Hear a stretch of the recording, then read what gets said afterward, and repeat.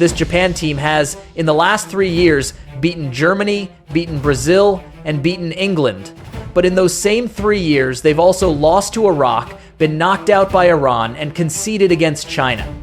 How does a team that beats Brazil lose to a side ranked 46 places below them? The answer goes back to 2018. Japan are 2-0 up against Belgium. Last minute of the game, they're about to make history. The first Asian team in a World Cup quarterfinal. 14 seconds later, they were out. Those 14 seconds got studied for 7 years. Coaches wrote about it, players analyzed it on TV, the federation built it into training videos.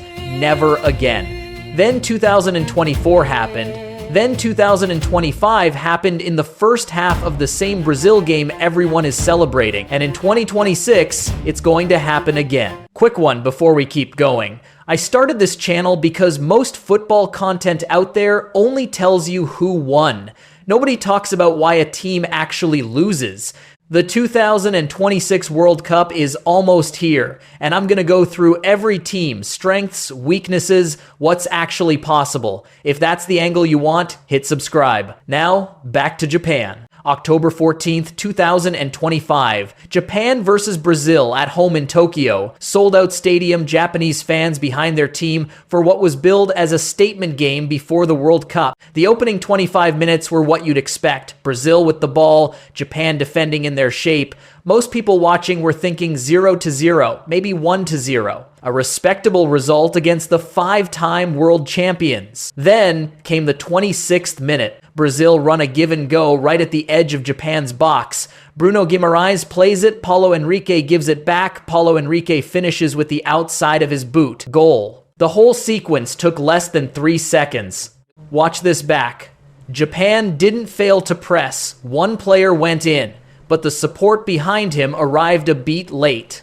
Brazil had enough time in that gap to complete 2 passes, and 2 passes is all you need against world-class finishers. 1 man pressing, 3 men waiting. That's the moment. 6 minutes later, 32nd minute. This one's even cleaner. Lucas Paqueta picks up the ball in midfield, looks up, and clips a long ball over Japan's defensive line. Martinelli reads it perfectly, beats the offside trap, lifts it past the keeper. 2-0. Japan's defenders weren't out of position. The whole back line was just half a step off 4 defenders not quite in sync, and Martinelli punished it. Japan came back in the second half and won 3-2. Everyone shared the comeback. But the real story was the first half. Brazil broke Japan's press with 1 combination and broke Japan's back line with 1 pass. 2 completely different goals. Same root cause. Japan was a half step late. A half step. That's all it takes. This same problem has been showing up for years. Go back to 2018. Round of 16. Japan are 2-0 up against Belgium with 25 minutes left. Belgium claw it back to 2-2. Last minute of the game, Japan win a corner. They want the winner. Everyone goes forward. Courtois catches the corner, throws it out. Belgium counter, De Bruyne, Meunier, Hazard, Chadli. From Courtois catching the ball to Chadli, putting it in the net 14 seconds. Japan, out of the World Cup. 6 years later, at the 2024 Asian Cup, it happened again. Group stage, Japan versus Iraq. A team ranked 46 places below them. Japan had 72% possession, 13 corners to 1. For 90 minutes, they were the better team. Final score, Japan lost 1-2. Both Iraqi goals came from quick wide drives followed by crosses, finished off by sheer physical dominance in the air. Japan's wide defenders couldn't react in time. 2 weeks later, quarterfinal against Iran. Japan score first, Iran equalize on a counter, 90, plus 6 minutes penalty. Japan out. Same tournament. 3 weeks. Knocked out the same way, twice. Belgium punished them with a fast counter, Iraq with quick wide attacks, Iran with a counter and a late penalty, Brazil with a quick combination and a long ball. Different opponents, different methods. One thing in common, none of them let Japan play at their own pace. So what's actually going on? What Japan have built is a system based on collective coordination.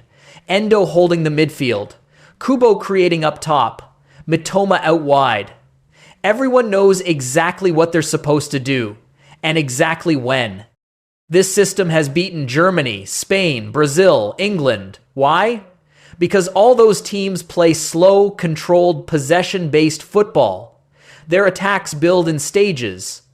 That kind of rhythm gives Japan time to shift as a unit, compress as a unit, defend as a unit.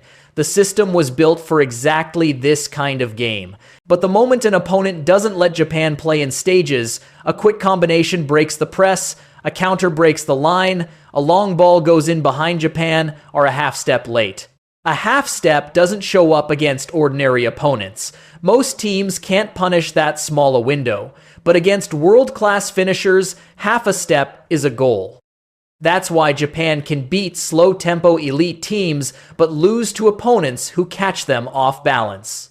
And it's why, for 7 years from Belgium to Iraq to Brazil, Japan have kept telling the same story. So what happens in 2026? Japan are in Group F, Netherlands, Sweden, Tunisia. The Netherlands are a classic possession side, slow, methodical, pass-heavy. Exactly the kind of opponent Japan handles best. They should get a result there. Tunisia is the trap. African side, physically strong, defensively organized, sit deep and counter quickly.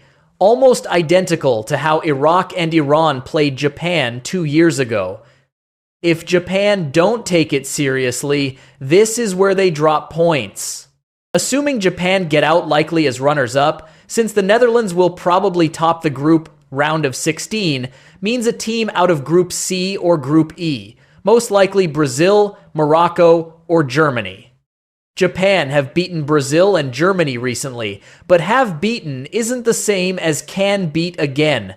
Knockout football is one match, best lineup, everything on the line. One off-balance moment is all it takes. Morocco is the worst draw. They made the semi-final in 2022 by playing deep defense and fast counters, the exact style Japan struggles with most. If Japan get past the round of 16, the quarterfinal opponent is likely France or Argentina. Mbappe and Messi, both of them, have built entire careers on doing exactly what Japan can't handle. A through ball nobody saw coming, a burst of pace nobody can match, a shot from nowhere. 7 years, and Japan still doesn't have an answer for that moment. I don't think 2026 is when they suddenly figure it out. I'm not saying this to hate on Japan. This is a great team. Beating Germany, England, and Brazil in 3 years, that's already history. No Asian side has ever done that. But football doesn't care what you deserve. It only cares about that 1 second who reacts first. Will that moment come back in 2026?